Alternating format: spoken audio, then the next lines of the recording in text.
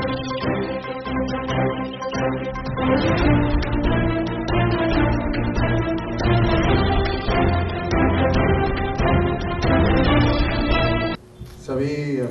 पत्रकार साथियों को मेरा बहुत बहुत नमस्कार।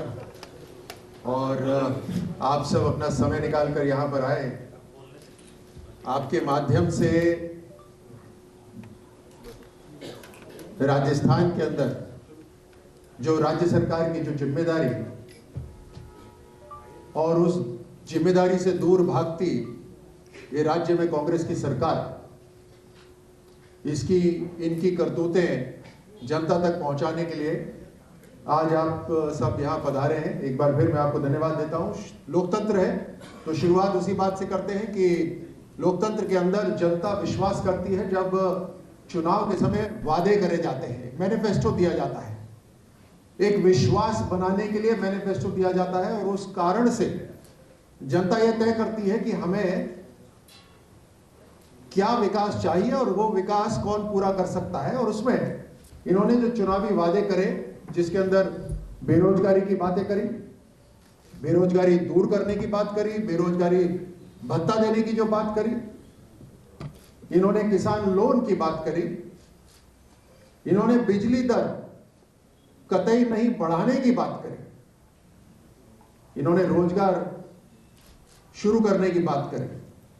मुझे लगता है कि राजस्थान वासी और आप सब बेहतर तरीके से जानते हैं कि इन सभी वादों के ऊपर राजस्थान की एक कांग्रेस सरकार पूरी तरह से फेल हुई।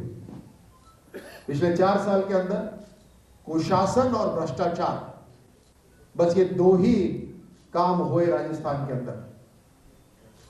और ऐसा संभव नहीं है कि एक अनुभवी सीएम होने के नाते ये जो भ्रष्टाचार है, ये कुशासन है, इसके ऊपर अंकुश नहीं लगाया जा सकता था। और ऐसा नहीं हुआ। इससे यही लगता है कि सीएम का, राजस्थान की सरकार का कहीं ना कहीं संरक्षण था इस कुशासन को लेकर और इस भ्रष्टाचार को लेकर। राजस्थान के अंदर सरकारी राज है ही नहीं, यहां माफिया राज है। चाहे वो भू माफिया हो, अवैध खनन माफिया हो, रेत माफिया हो, बजरी माफिया हो, जनता को सिर्फ आत्मदाह करना पड़ रहा है उसे रोकने के लिए। और जनता के हाथ में अभी कुछ भी नहीं है। बजरी माफिया पुलिस के ऊपर फायरिंग कर रही है बेधड़क, बिना किसी खौफ के। पेपर लीक माफिया युवाओं के भविष्य के साथ लगातार खिलवाड़ कर रहा है। कहीं ना कहीं शय संरक्षण मिल रहा है इन सभी को। अभी हाल ही में आपने सीकर में देखा, गैंगवार की खबरें लगातार आपके अखबारों में छप रही है, आपकी टीवी की चैनलों पे चल रही हैं। ये वर्चस्व की लड़ाई है। सड़कों के ऊपर, मैदान पर वर्चस्व की लड़ाई हो रही है। और जब 4 साल से राजस्थान सरकार के अंदर वर्चस्व की लड़ाई चल रही है, तो ये गुंडे बदमाश दूर क्यों रहेंगे? जब सरकार के अंदर एक कुर्सी के ऊपर पिछले 4 साल से लड़ाई चल रही है, वर्चस्व की लड़ाई चल रही है, किसका दायरा ज्यादा, किसके साथ ज्यादा विधायक, कौन ज्यादा पैसे ऊपर कांग्रेस की पार्टी तक पहुंचा सकता है। जब ये वर्चस्व की लड़ाई सरकार के अंदर चल सकती है, तो गुंडे बदमाशों की लड़ाई क्यों नहीं चलेगी सड़कों के ऊपर? और इसके अंदर भट्टी के अंदर जनता पिस रही है, जनता को झोंका जा रहा है। ये कांग्रेस के चरित्र के अंदर ही घोटाला है। चाहे वो दवा खरीद घोटाला हो, आरजीएचएस घोटाला हो, भर्ती घोटाला हो, पेपर लीक घोटाला हो, इंडिया रसोई घोटाला हो, इंदिरा रसोई घोटाला हो, बिजली घोटाला हो। मन मर्जी से ये वीसीआर भर रहे हैं। राजस्थान के अंदर रंजिश की राजनीति चल रही है। इस सरकार को चेहरा दिखाओ, चेहरा दिखाने के बाद सरकार अपने आप वीसीआर बनाएगी। इस तरह की कार्रवाई चल रही है राजस्थान में। इनके घोषणा पत्र पेज नंबर 19, क्रम संख्या 13, बिंदु संख्या 4 के ऊपर खास तौर से इन्होंने अपने घोषणा पत्र में लिखा था कि अवैध खनन के ऊपर सख्त कार्रवाई करी जाएगी, सख्त कानून बनाया जाएगा और उसे रोका जाएगा, जबकि सरकार पूरी तरह से संरक्षण और शय दे रही है इस अवैध खनन को।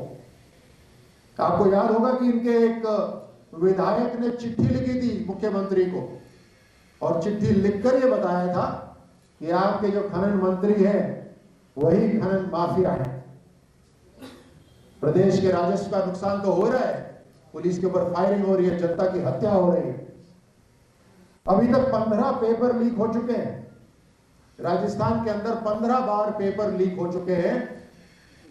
विपक्ष ने, अभ्यर्थियों ने, सबने सीबीआई की डिमांड करी, लेकिन सीबीआई की जांच करने से राज्य सरकार ने मना कर दिया। कोई ना कोई तो कारण होगा इसका।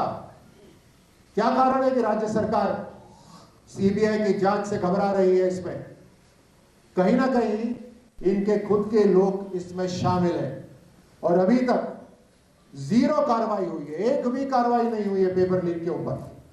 न जाने कितने लाखों विद्यार्थियों का जो जीवन है, जो भविष्य है, वो ताक पे लगा रखा है। इनके जो एनसीआरबी के आंकड़े हैं, 2021 के आंकड़े बताते हैं कि 73% राजस्थान के अंदर भ्रष्टाचार के मामलों में वृद्धि हुई है। गहलोत के ही करीबी विधायक, उनके बेटे ठेकेदार से 5 लाख रुपए मांगते हैं बिल पास कराने के। आप जानते हैं ये सारी खबरें आप ही ने छापी हुई है, आप ही की छापी हुई खबरें मैं सुना रहा हूं वापस आपके माध्यम से जनता को। 16 नवंबर को टीचरों के सामने मुख्यमंत्री साहब पूछते हैं कि टीचरों के ट्रांसफर के अंदर भ्रष्टाचार होता है या नहीं होता। मुझे लगता है वो खुद किसी पार्टी वाले को ही सुनाने के लिए पूछ रहे थे और टीचरों ने भी जमकर हाथ खड़ा करके बोला कि पूरी तरह से भ्रष्टाचार होता है। ये राजस्थान के अध्यापकों के साथ हो रहा है, जो आने वाली पीढ़ी को भविष्य का रास्ता दिखाएगी, उसके साथ ये ऐसा हो रहा है। और तो और एसीबी कार्रवाई करती है तो राजस्थान की सरकार ये कानून पास करती है कि अब से अगर एसीबी कार्रवाई करेगी किसी भी विधायक, जनप्रतिनिधि या जिसके पास भी किसी बोर्ड का जिम्मेदारी है या किसी अधिकारी के, तो उसको सरकार की अनुमति लेनी पड़ेगी। अब आप समझ सकते हैं किस तरह से गुंडे, बदमाश कहीं ना कहीं संरक्षण पा रहे हैं। और जब पूरे देश की कांग्रेस को राजस्थान के घोटाले के पैसे से चलाना पड़ेगा तो ऐसा ही होगा जैसा आप सब लोग छाप रहे हैं, अपने टीवी चैनल पे दिखा रहे हैं। अभी सुना है कि 500 करोड़ रुपए लग रहे हैं कि राहुल गांधी की री लॉन्चिंग के लिए, और ये 5वीं बार लॉन्चिंग है, री लॉन्चिंग। अभी तक न जाने कितने हजार करोड़ रुपए लग चुके हैं इनकी री लॉन्चिंग के। अभी हाल ही में सीकर में वो एक बेटी अपने बाप के सर को अपने गोद में रख के बिलक रही थी। वो उसका शोक, उसका दर्द पूरा नहीं हुआ, उससे पहले ही झालावाड़ के अंदर इनके मंत्री नाच रहे हैं। स्वागत कार्यक्रम हो रहा है री लॉन्चिंग का राजस्थान के अंदर, लोक नृत्य हो रहा है, लेकिन साथ साथ मंत्री विधायक नाच रहे हैं। ये किस बात का नाच है? राजस्थान के अंदर जिस तरह से गैंग वॉर हो रहा है, जिस तरह से घोटाले हो रहे हैं, जिस तरह से जनता पिस रही है, ये उसे देखकर नाच हो रहा है क्या? किस बात की खुशी मनाई जा रही है? एसीबी कार्रवाई करती है बहुत सारे, लेकिन उन मामलों का निपटारा नहीं होता। 2019 में तकरीबन 180 मामले दर्ज करे गए। 2019 के अंदर तकरीबन 1250 मामले दर्ज करे गए, लेकिन कार्रवाई केवल 180 मामलों पर हुई। 2020 में 1361 मामले दर्ज करे गए, लेकिन कार्रवाई सिर्फ 50 पर हुई। ये क्या कारण है कि पुलिस कार्रवाई करती है, फाइलें बनती हैं और फाइलें फिर किसी कारण से अपने पास रख ली जाती हैं, दबा दी जाती हैं। ये तो वही तरीका है जो सुनते थे जिस तरह से इंदिरा गांधी काम करती थी। पूरे केस तैयार करे जाते थे, लेकिन केस पे कार्रवाई नहीं होती थी ताकि उनसे सारे गलत काम कराए जा सके। ये राजस्थान के अंदर हो रहा है। पंचायतों के अंदर सरपंच अपना काम कर रहे हैं, लेकिन सरपंचों को दबाने के लिए रंजिश की राजनीति हो रही है। उनके ऊपर केस दर्ज कराए जा रहे हैं, लेकिन एक्शन नहीं हो रहा। आप जानते हैं किस तरह से एक आरटीआई के कार्यकर्ता पिछले साल, अभी 1 साल हो गया, अमरा राम, किस तरह से उनकी दुर्दशा करी गई। बहादुरी के लिए शौर्य चक्र से सम्मानित सहायक कमांडेंट विकास झाकड़ जी ने मुख्यमंत्री जी को चिट्ठी लिखकर लिखा कि राजस्थान में सरकारी नौकरियों की भर्ती में धांधली हो रही है। एक बहादुर सैनिक राजस्थान का, जो अपनी जान की परवाह करे, देश की हिफाजत करते हैं, आज उन्हें सरकार के मुख्यमंत्री को पत्र लिखना पड़ रहा है कि राजस्थान के अंदर युवाओं की भर्ती के लिए धांधली हो रही है। इनके कागजों में विश्वविद्यालय बनते हैं, उनकी पूरी रिपोर्ट भी तैयार होती है, लेकिन जमीन पर कुछ नहीं होता, सिर्फ झाड़ी और कंकड़ होते हैं। और ये एक ही यूनिवर्सिटी नहीं, अभी हाल ही में 2-4 दिन पहले 2-3 यूनिवर्सिटी का और नाम आया। उसमें से जोधपुर की भी एक यूनिवर्सिटी है जो सिर्फ कागजों में तैयार हुई। बच्चों की पढ़ाई को लेकर तो आप समझ ही सकते हैं कि राज्य सरकार कितनी गंभीर है। जहां पेपर लीक होते हो, भ्रष्टाचार होता हो, नौकरियां नहीं लग रही हो, वहां पे स्कूल के बच्चों की ड्रेस कहां से तैयार हो सकती है। अब 1 साल पूरा हो गया, लेकिन प्रदेश के बच्चों की ड्रेस अभी तक तैयार नहीं हुई। ये घोटाले की सरकार, हर लेवल पर घोटाला हो रहा है, नीचे से लेकर ऊपर तक घोटाला हो रहा है। और जैसे मैंने पहले कहा कि पूरे देश की कांग्रेस को चलाने के लिए अगर राजस्थान के अंदर कि राजस्थान की जिम्मेदारी हो जाए, तो ये घोटाले तो पनपेंगे ही, ये घोटाले बढ़ेंगे। और इसमें इनके सभी मंत्री और विधायक शामिल हैं। इन्हीं के मंत्री कहते हैं, इन्हीं के मंत्री पत्र लिखते हैं दूसरों के लिए, इन्हीं के विधायक पत्र लिखते हैं सरकार के अंदर जो शिकायतें हैं उनके लिए। अभी तो विपक्ष ने लिखना भी नहीं शुरू करा, मंत्रियों के नाम लेना भी नहीं शुरू करा, लेकिन इन्हीं के पार्टी के विधायक और मंत्री एक दूसरे के खिलाफ लगातार शिकायतें दर्ज कर रहे हैं। वो नाम सभी आप जानते हैं अच्छी तरह से। लेकिन ये हालत राजस्थान की हो गई है, जहां पीने का पानी जो केंद्र सरकार उपलब्ध करवा रही है वो घर घर तक पहुंचना संभव नहीं हो पा रहा। टेंडर 1-1 साल तक खुलते हैं और बंद हो जाते हैं, क्योंकि इन्हें चिंता ये नहीं है कि पानी किसको मिल रहा है या नहीं मिल रहा। इनको चिंता इस बात की है कि टेंडर किसको मिल रहा है और किसको नहीं मिल रहा।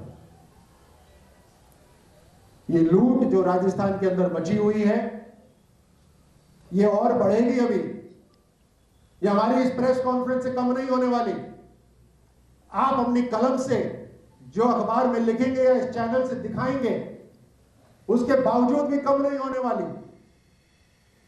अभी हाल ही में इनके उच्च अधिकारी बड़ी बड़ी माइन के चक्कर लगा रहे हैं। 2023 का चुनाव नजदीक, 2024 का चुनाव नजदीक, पूरे देश के अंदर यहीं से पैसा जाना है। और इसीलिए मैं कह रहा हूं कि ये घोटाले संरक्षण के साथ हो रहे हैं, शय के साथ हो रहे हैं, अधिकारियों के ऊपर दबाव बनाकर उनसे गलत काम कराए जा रहे हैं, पुलिस के हाथ बांध दिए गए हैं, एसीबी के हाथ बांध दिए गए हैं, इमेज रीलॉन्चिंग हो रही है राजस्थान के नौजवानों की नहीं, एक 50 साल के बच्चे की 5वीं बार, जिसमें हजारों करोड़ रुपए खर्च हो रहे हैं। अब आप जो इसको सुन रहे हैं, आप जो इसको देख रहे हैं, आप जो इसको लिखेंगे, वो इस बात से कितने सहमत हैं, ये कितने नहीं सहमत हैं, ये आप खुद जानते हैं। इस सच्चाई से आप कितने वाकिफ हैं, ये भी आप अच्छी तरह जानते हैं। हमारा रोल बड़े ही विपक्ष का है और आपका पत्रकारिता का, लेकिन सच ना आपसे छुपा है ना हमसे छुपा है। हम विपक्ष हैं, हमारा काम सरकार के ऊपर हमला करना है ताकि सरकार सही चले। हम अपना रोल तो करेंगे ही करेंगे, लेकिन आज ये बात रोल से कहीं परे चली गई, क्योंकि राजस्थान की जो स्वाभिमान है, राजस्थान की जो इज्जत है, उसकी पूरी देश में मिट्टी पलीत हो रही है। गुंडे बदमाशों का अड्डा बन गया है राजस्थान। यूपी पड़ोसी राज्यों से भाग भाग के गुंडे राजस्थान के अंदर संरक्षण ले रहे हैं। जिस तरह से लूट मची है, जिस तरह से महिलाओं का शोषण हो रहा है, ये राजस्थान को शोभा नहीं देता। इसलिए आज इस प्रेस वार्ता के अंदर हम केवल विपक्ष के नाते नहीं बोल रहे, एक राजस्थान के स्वाभिमानी नागरिक के नाते भी ये बातें बोली जा रही हैं और ये बात जनता तक पहुंच रही है आपके माध्यम से। उसके लिए मैं आपको धन्यवाद देता हूं। और जनता का जो आक्रोश है वो भी बढ़ता जा रहा है। जन आक्रोश की हमारी यात्रा, जो 200 रथ 200 विधानसभाओं में 75,000 किलोमीटर जो चलेंगे, उसकी शुरुआत हो चुकी है। 1000 महिला चौपाल, 1000 युवा चौपाल, SC ST और OBC वर्ग के लिए भी 1,000 चौपालें लगाई जाएंगी। तकरीबन 2 करोड़ लोगों तक ये जन आक्रोश यात्रा पहुंचेगी, इसका संदेश पहुंचेगा। इसमें आज की तारीख तक 6500 किलोमीटर की यात्रा पूरे प्रदेश में हो चुकी है। तकरीबन 1400 चौपाल लग चुकी है, 1300 नुक्कड़ सभाएं हो चुकी है। ये जन आक्रोश यात्रा लगातार चलती रहेगी। यहां पर प्रेस कॉन्फ्रेंसेस और भी होंगी, लेकिन भारतीय जनता पार्टी के प्रवक्ता होने के नाते मैं आपको इतना विश्वास दिलवा सकता हूं, आपके माध्यम से जनता को विश्वास दिलवा सकता हूं कि 18 राज्यों में जो हमारी सरकार है, जो जनता का बार बार विश्वास भारतीय जनता पार्टी में होता है, जो प्रधानमंत्री मोदी जी ने नई राजनीति जो हिंदुस्तान में, भारत में शुरू करी है, उसका संकल्प लेते हुए ये जितने घोटाले हो रहे हैं, इनकी शुरुआत भले ही अभी हुई हो, लेकिन इनका अंत भारतीय जनता पार्टी करेगी। इसकी तहकीकात की जो फाइलें हैं वो भले ही अभी करवा दी गई हो, लेकिन इन सारे केसेस को भारतीय जनता पार्टी पूरी तरह से इसके ऊपर इंक्वायरी कराएगी। जिन अधिकारियों के ऊपर दबाव बनाया जा रहा है, जो पुलिसकर्मी अपनी जिम्मेदारी निभा रहे हैं, उन्हें भी हम आश्वस्त करते हैं कि जो अधिकारी हैं वो दबाव में ना आए, वरना वही जिम्मेदार होंगे। और पुलिसकर्मी अपने काम को पूरी तरह अंजाम दें, ये उनका दायित्व भी है, उनका धर्म भी है। सरकार का जो धर्म है, वो सरकार अपने धर्म से काफी पहले हट चुकी है। ये दुख की बात है, राजस्थान इससे पिछता जा रहा है, पिछड़ता जा रहा है। आप सबको इस प्रेस वार्ता में आने के लिए, इसको कवरेज देने के लिए आपको धन्यवाद देते हैं। आपके कोई प्रश्न हो तो आप पूछ सकते हैं। सब जयराम रमेश ने सुबह एक स्टेटमेंट दिया है। उन्होंने कहा कि ये भारत जोड़ो यात्रा जो है वो विचारधारा की लड़ाई है। भारतीय जनता पार्टी और RSS की विचारधारा है विभाजन करने की, और कांग्रेस की विचारधारा है यूनिटी यानी एकता की। इस विषय पे आप कुछ कहेंगे? जी धन्यवाद इस प्रश्न के लिए।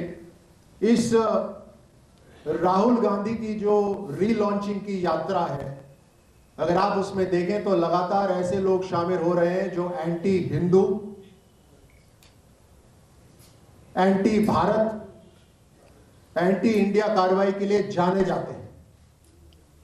रिकॉर्ड है पूरे, किस तरह से वो लोग इन हरकतों में शामिल है।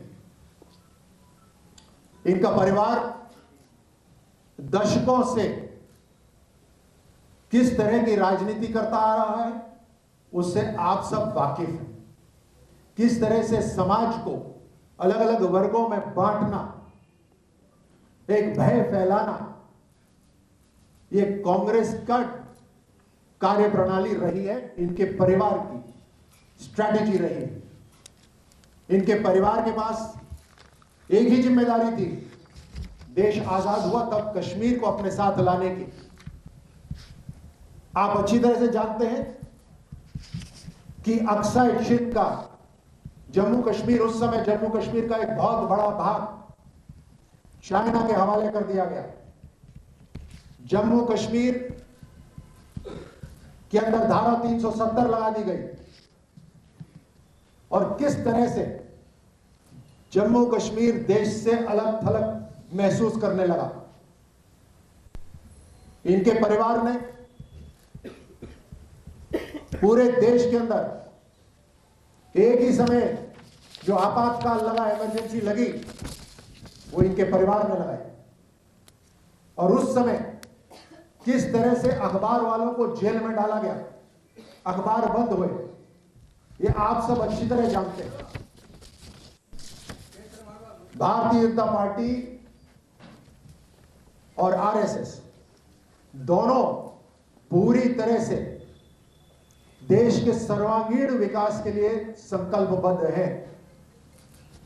प्रधानमंत्री जी का काम, उनकी योजनाएं एक एक घर तक पहुंच रही है। बिना समाज, बिना वर्ग के बांटे हुए हर घर तक उनकी योजनाएं पहुंच रही हैं। तो मुझे लगता है कि ये जयराम रमेश जी ने जो बात कही वो वही है जैसे इंदिरा गांधी जी ने गरीबी हटाओ का नारा लगाया था। इनकी बातें बड़ी होती हैं, इनके काम छोटे होते हैं। एक सवाल है। ऐसा ही कमलनाथ जी ने कहा है, ये वही जयराम रमेश जी हैं जिन्होंने राहुल गांधी को ये बात कही और फिर उन्होंने मंच से कही कि जय सिया राम। इन्होंने एक अलग नारा देना शुरू करा। ये भी विभाजन की बात कर रहे हैं, जबकि पूरे देश के नौजवान एक ही तरह से, एक ही स्वर में राम भक्त हैं और अपने धर्म का पालन करते हैं। ऐसा ही कुछ कमलनाथ जी ने कहा है, अध्यात्म में राहुल गांधी आरएसएस और बीजेपी के आगे खुला चैलेंज किया है कि चर्चा करा लो।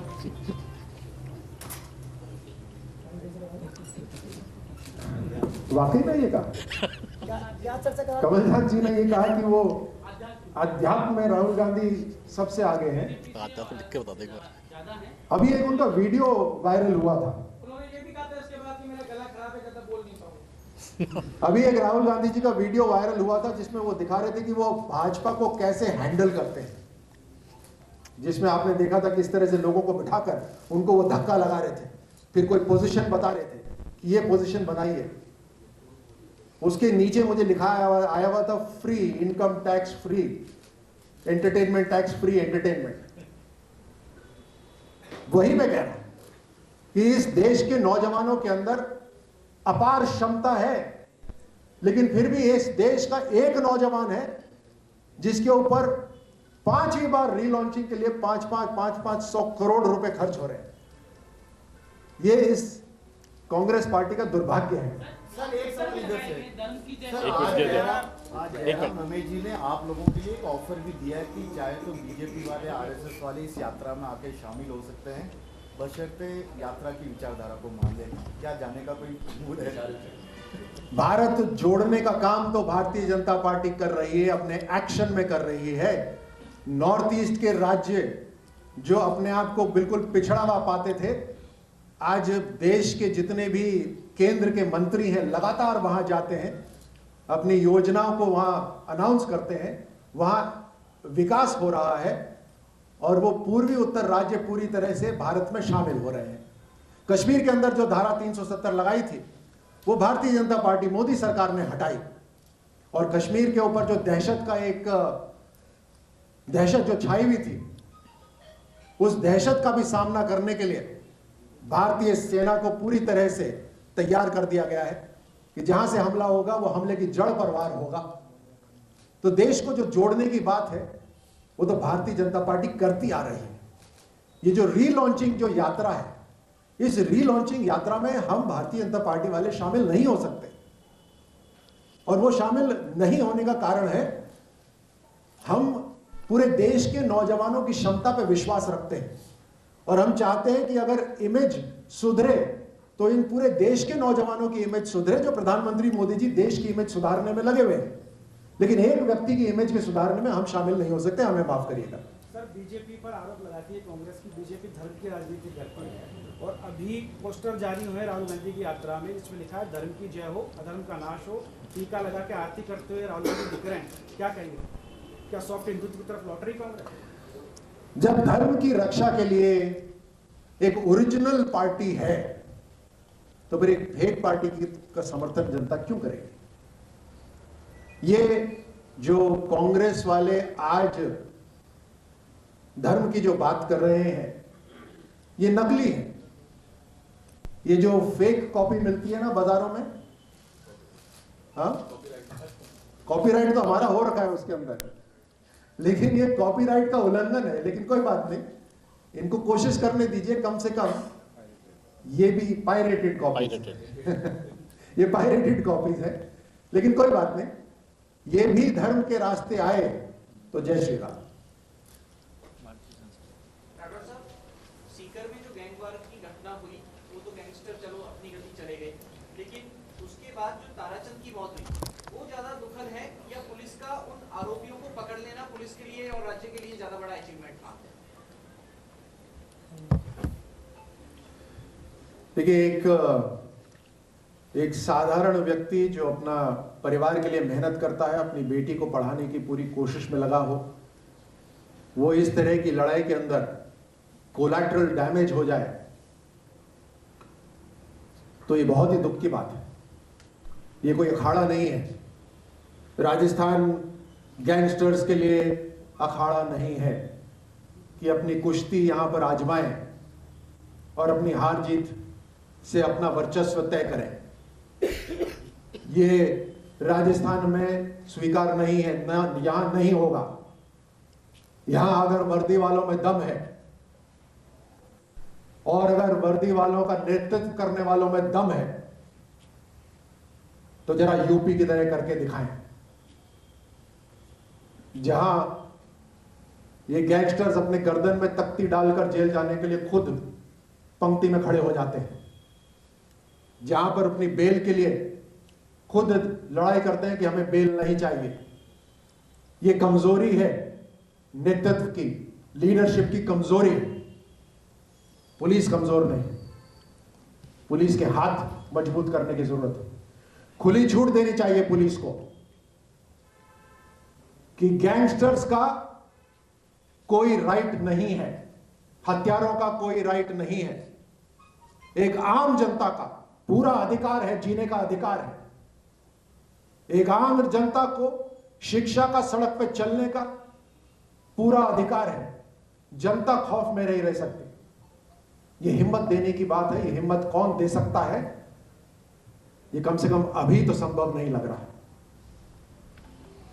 जी, बहुत बहुत धन्यवाद।